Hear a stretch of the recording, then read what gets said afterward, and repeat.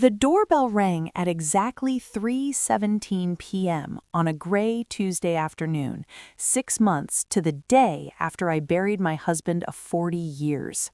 I was kneeling in the backyard, cutting the last of the autumn roses he'd planted for our 20th anniversary, the shears cold in my hands, the scent of bruised petals sharp in the chilly air. I was trying to pretend the world still made sense when everything inside me shattered all over again. I opened the door expecting a delivery or maybe a neighbor with another casserole. Instead, a tall man in a charcoal suit stood there holding a leather portfolio, his face arranged in that practiced sympathy lawyers perfect early. "Mrs. Harlow? My name is William Carver from Carver and Leeds. I'm terribly sorry to disturb you, but I have instructions from your late husband that were to be delivered precisely 6 months after his passing." My stomach dropped so hard I had to grip the doorframe. James had been gone half a year, and his will had been simple: the house to me, modest savings split between our son Ethan and daughter Grace, a few sentimental items.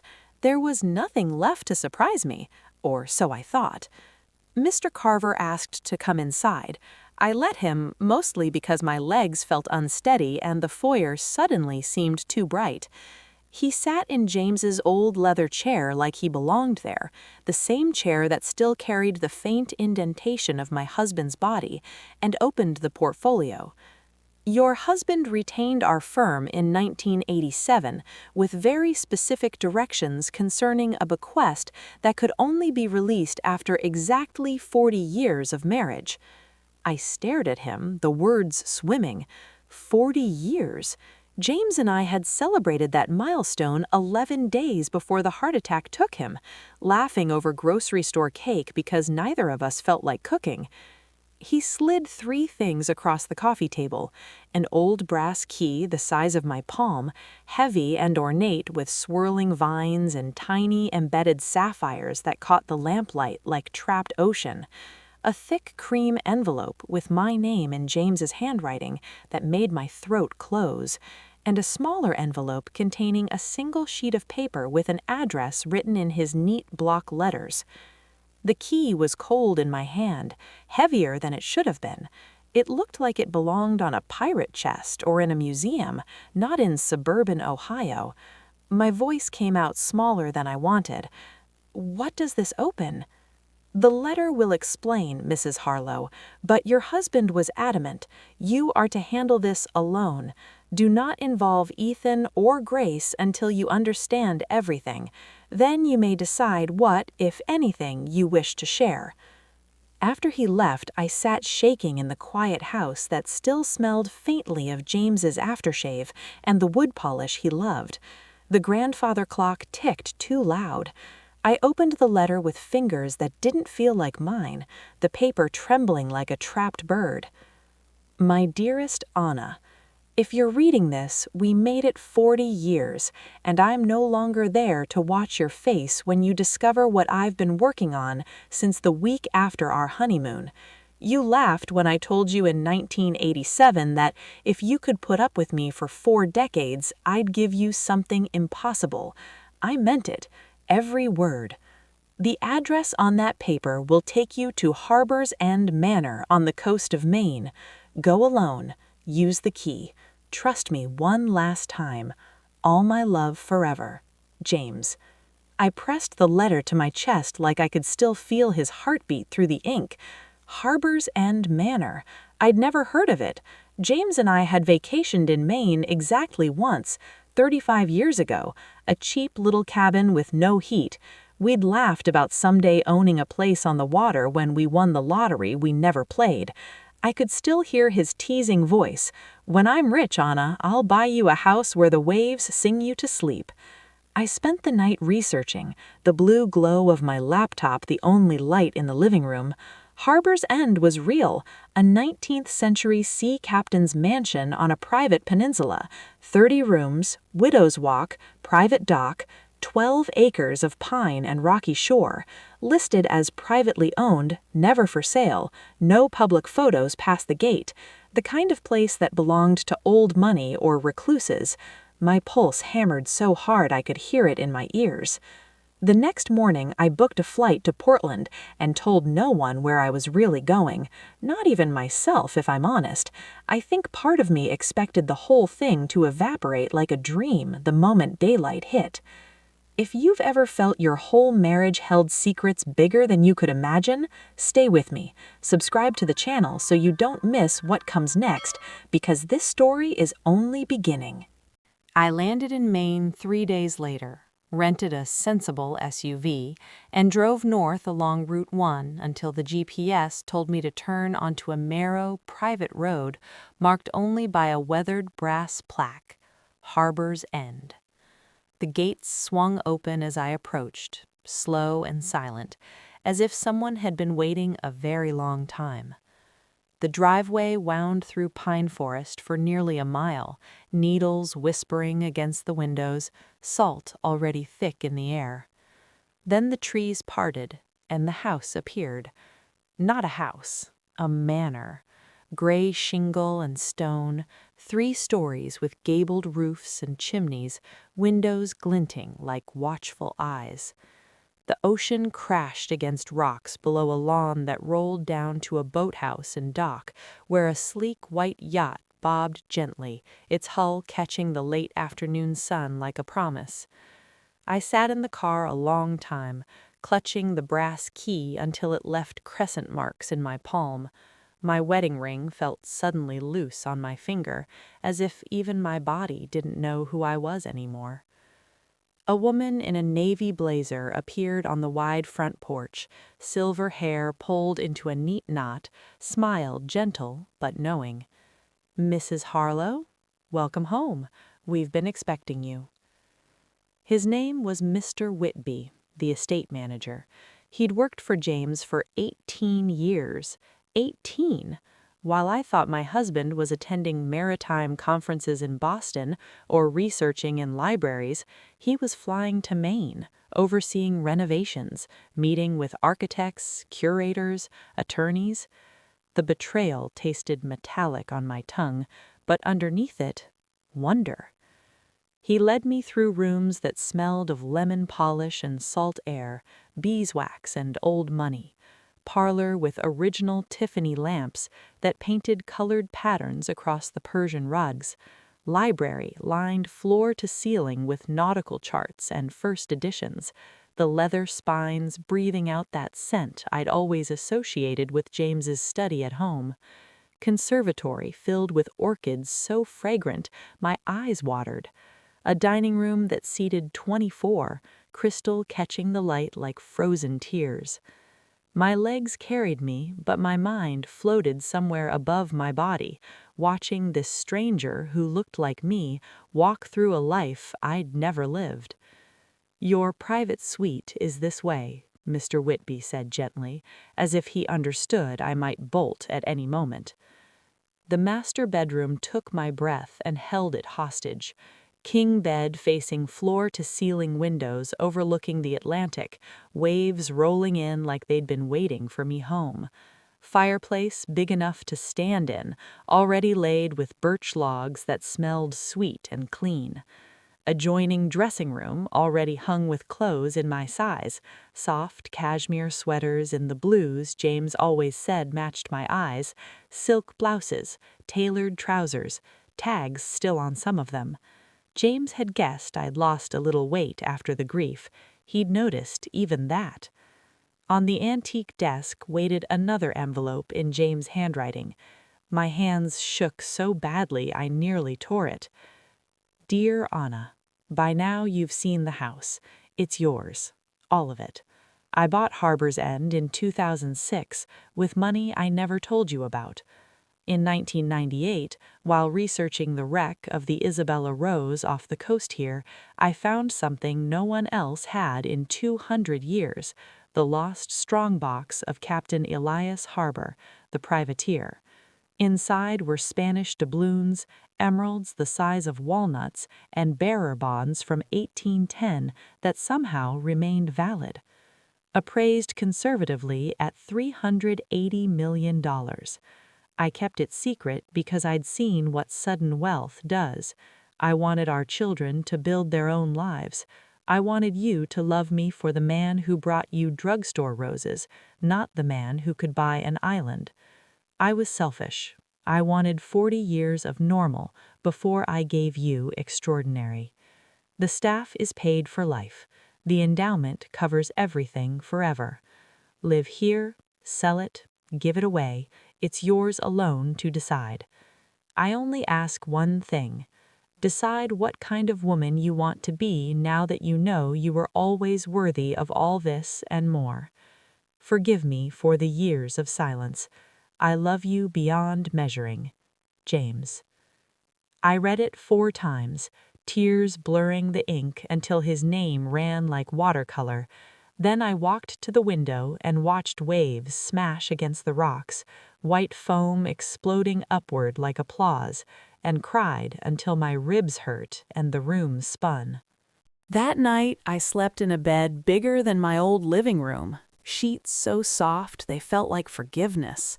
The ocean roared outside like it was trying to get in and tell me secrets. I woke every hour, half expecting to find myself back in Ohio, the whole thing a cruel hallucination born of grief. The next morning, Mr. Whitby offered to show me the vault, his voice careful, like he was offering a bandage for a wound he knew was coming.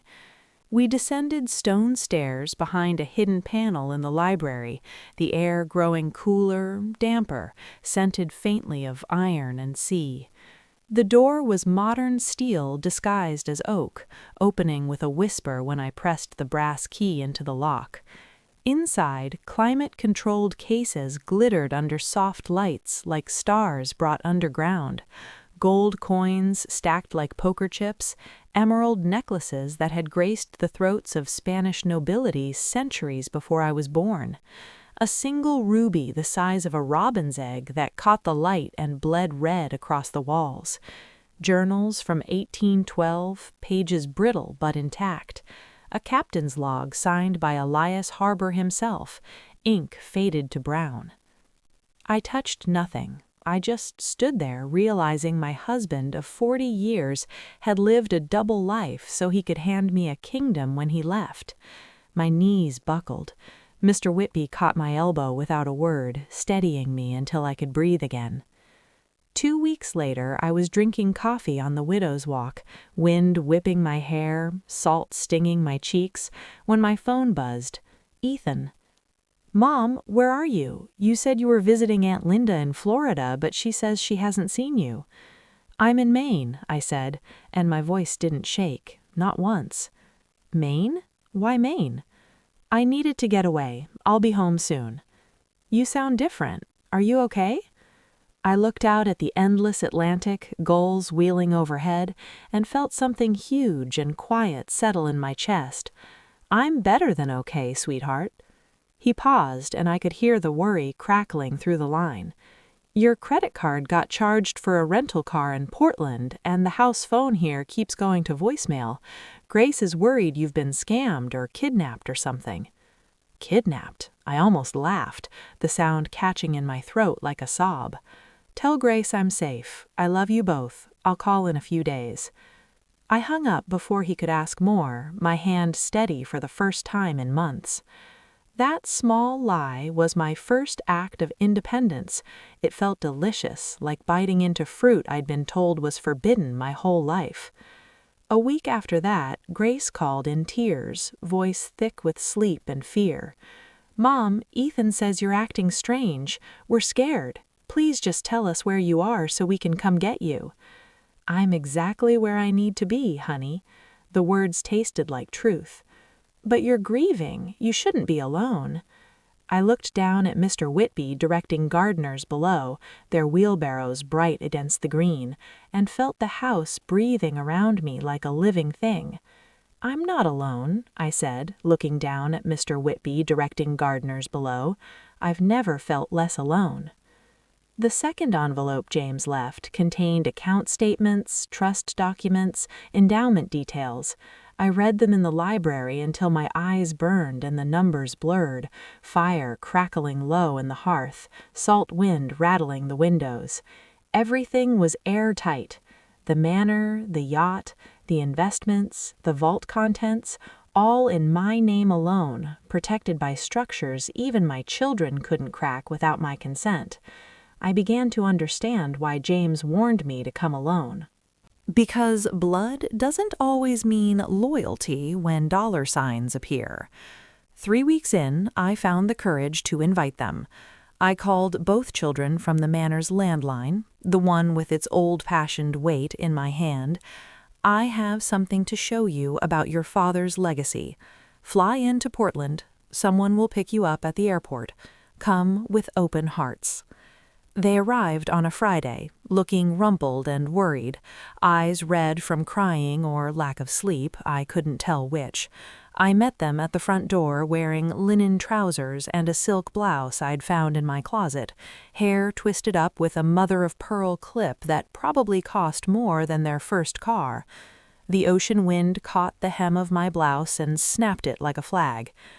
Ethan stepped out of the car first, blinking up at the manor like he'd been dropped on another planet. "Mom, what is this place?" "Welcome to Harbor's End," I said, and my voice carried the calm I'd practiced for weeks in empty rooms. "Your father left it to me." Grace's mouth actually fell open, the wind whipping her hair across her face. "This is yours? Come inside. There's tea." I watched their faces as they walked through the foyer with its marble floor and chandelier made from old ship lanterns that scattered gold across their stunned expressions. Watched the calculation begin behind their eyes, the way numbers flicker across a slot machine, slow at first, then faster. Hungry. Over tea in the oceanside parlor, china so thin it glowed when the sun hit it, I told them everything. The wreck, the treasure, the years of silence, the vault. Grace found her voice first, cup rattling in its saucer. "So Dad was secretly loaded and never told us?" "He wanted us to stand on our own," I said, hearing the steadiness in my own words and marveling at it. Ethan rubbed his temples, the same gesture James used when the numbers got too big. "Mom, this property alone has to be worth $30 million. The contents of that vault? Jesus!" "Language," I said mildly, but the word felt like habit more than conviction now. He ignored me. "We need to talk about estate planning, taxes, offshore structures maybe. You can't just—" "Ethan," I interrupted, and the sharpness in my voice made him stop mid-sentence. "This is not your inheritance to plan." "But you're 68. You need help managing." "I have help." I gestured toward Mr. Whitby standing discreetly by the door, hands clasped, face serene. "I have an entire team James assembled over 18 years. Grace leaned forward, eyes shining with tears or calculation. "Mom, no offense, but Dad's been gone 6 months. You're vulnerable. People could take advantage." The air in the room changed. I felt it cool 10 degrees, like someone had opened a window to December. "You think I'm the one being taken advantage of?" I asked softly, and even I heard the steel beneath the quiet. Grace tried sweet reason, reaching for my hand across the table. "We're just worried about you living in this huge place alone. It's isolated. What if you fall?" I stood slowly, the chair legs scraping like a judge's gavel. "Come with me." I led them down to the vault, unlocked it with the brass key that now lived on a chain around my neck, warm against my skin like a second heartbeat. Watched their pupils dilate as the lights came up on millions of dollars in gold and gems, the air humming with temperature control and centuries of salt. Grace whispered, "My God," the words trembling. Ethan actually reached out like he might touch an emerald necklace, then snatched his hand back as if burned. "This is all yours," I said, and my voice filled the vault like I'd been born to speak in places like this. "Every coin, every stone, every square inch of this house and land. Your father made certain of it." They were quiet a long time, the only sound the soft whir of the climate system and the distant crash of waves far overhead.